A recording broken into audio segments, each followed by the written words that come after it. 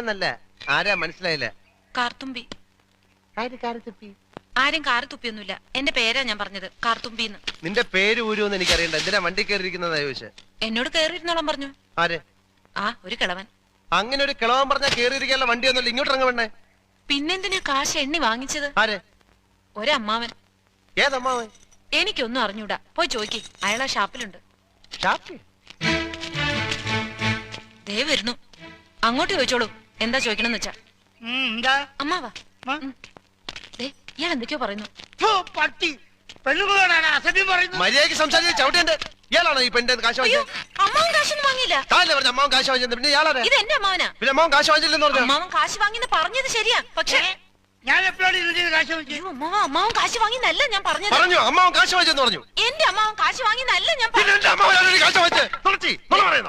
നുണച്ചിനെങ്ങാനും പറഞ്ഞാലുണ്ടല്ലോ. പിന്നെ നുണ പറയുന്നത് എന്ത് വിളിക്കുന്നത്? സത്യമാമെന്ന് വിളിക്കുന്നു. ഞാൻ പറഞ്ഞത് നേര് തന്നെയാ. ഇത് എന്റെ അമ്മാവനാ. പണം വാങ്ങിയത് വേറൊരു അമ്മാവനാ. അയാൾ അയാളുടെ വണ്ടിയാന്ന് പറഞ്ഞിട്ടാ ഞാൻ കേറിയിരുന്നത്. അതൊക്കെ പോട്ടെ, ഇതൊക്കെ ചോദിക്കാൻ താനാരാ?